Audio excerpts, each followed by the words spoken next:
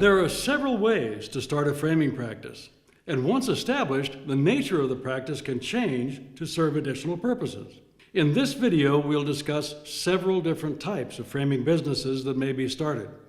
We'll talk about the advantages and disadvantages of each type of business, and finally, we'll describe the initial investment and other resources needed to start each type of framing business, including tools, equipment, and provisions in the production shop, and also in the office for sales, accounting, and administration of the business.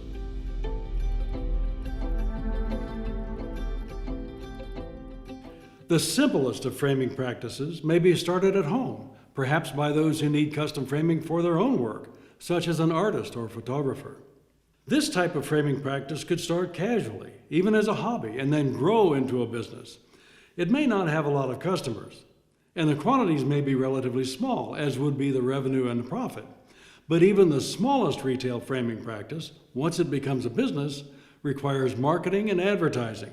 It needs to be licensed as a business, and its revenue probably would be taxed.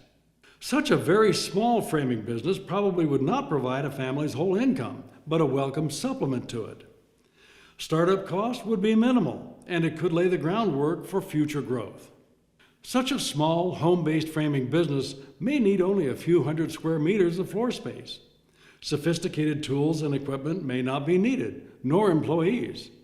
This framing business could have a customer showroom or gallery in what might otherwise be a living room or dining room, for example, with minimal provisions, a design table, samples of the framing materials, and some finished framing examples. The actual framing work could be done in other rooms of the home, or in an outbuilding, such as a garage or barn. A home-based framing business also could start out large enough to compete with other framers in retail storefront locations, providing similar revenue and profit.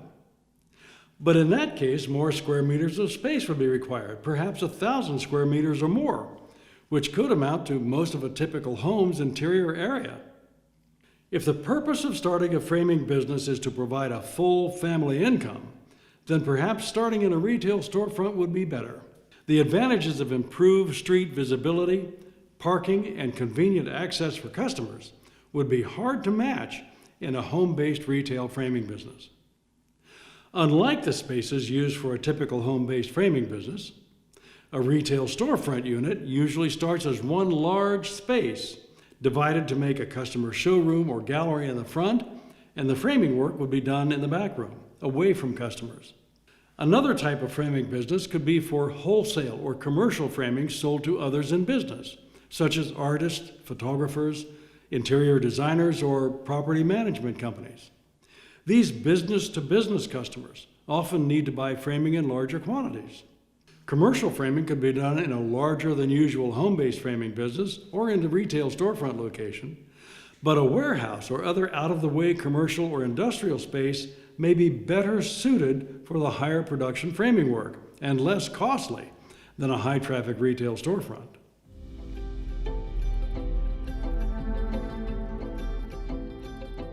Home-based framing businesses generally cost less to operate, regardless of their size, since rent payments are not involved.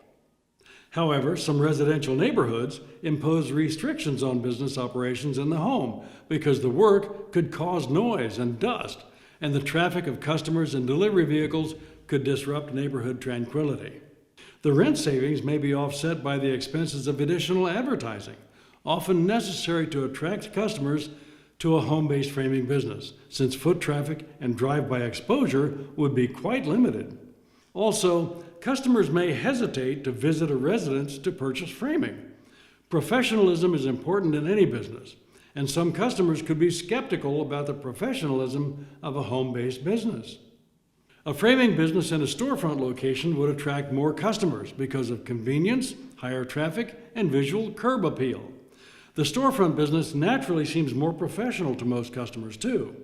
So this type of framing business is likely to produce more business and future growth, bringing greater revenue and profit to the owner over time. A larger framing business may require employees, greater expertise in management, and more complex accounting of the money. The better retail locations command higher rent payments, so rent may become a major expense, but the added cost might be justified by the larger revenue that comes with it.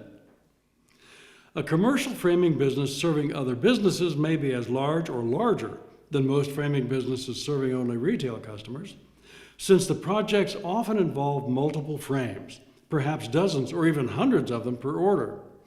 This type of framing business might not benefit from a high-traffic retail location, so a less costly, out-of-the-way industrial location may be perfectly suitable. The volume of framing production and revenue may equal or exceed that of a retail framing business, but the lower rent commercial framing business usually involves similar costs of doing business other than rent, and might earn a lower percentage of gross profit. Typical commercial customers buying multiple frames ask for specific design features. They may consider various proposals, but they shop around for the best prices before placing their orders, and they expect discounts. Often the lowest bidder gets the job.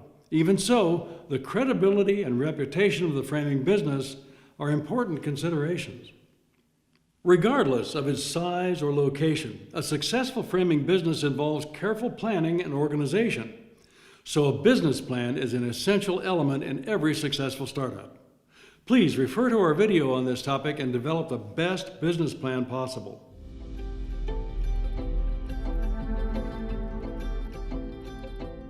Every business requires proper licensing and accounting for revenue, costs, profit, and taxes. For a small home-based framing business, these needs may be less, but all of the needs still exist. In terms of startup money, plan to spend at least 5,000 to 10,000 euros for the most fundamental tools, equipment, and fixtures to outfit a small shop at the start. A moderately well-equipped shop with tools and equipment suitable for growth in the business probably would cost 20,000 to 30,000 euros. A shop full of professional-grade, high-production tools and equipment, including a vacuum press, precision saw or guillotine cutter, and a pneumatic underpinner or high-quality dovetail routing system, might cost around 40,000 euros to 60,000 euros. Add another 15,000 to 30,000 euros for a computerized mat cutter and accessories. A small home-based framing business can function fully with fundamental tools such as a simple miter box with a good saw, a couple of miter vices, a manual mat cutting machine, a number of hand tools for various framing tasks, and a sturdy work table. You'll also need provisions for storage of shop supplies, hand tools, hardware parts, and inventory in the back room. For a larger shop set up for more framing production, a precision miter saw or framing guillotine would cut miters faster and more accurately, and you might also want a miter sander. A manual or pneumatic underpinning machine would provide better corner joints, as would a professional-grade dovetail routing system with special inserts.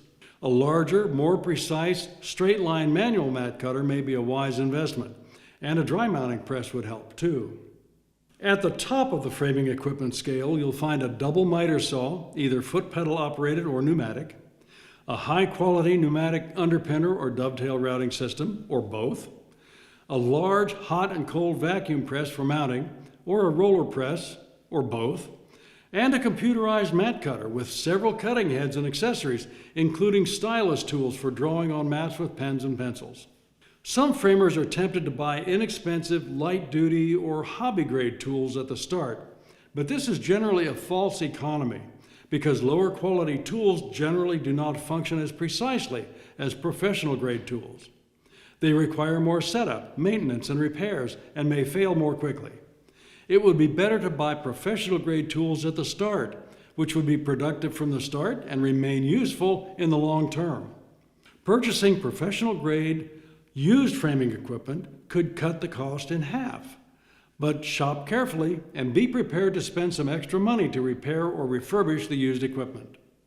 If you're not familiar with a particular type of equipment, purchase from a reputable seller and do your best to assess the condition before buying.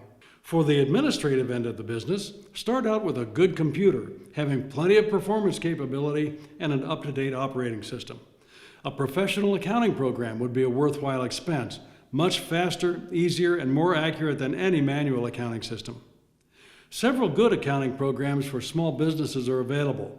Select one, set it up properly, and use it well. In the customer showroom, where the framing is designed and orders are written, a professional point-of-sale program would provide the most convenient and accurate maintenance of up-to-date pricing, as well as complete customer data and order histories. Some framers may consider this level of sophistication to be unnecessary for starting the framing business and decide to put it off. However, a professionally developed point-of-sale software system usually pays for itself in a short time and provides useful benefits every day to improve efficiency and profitability.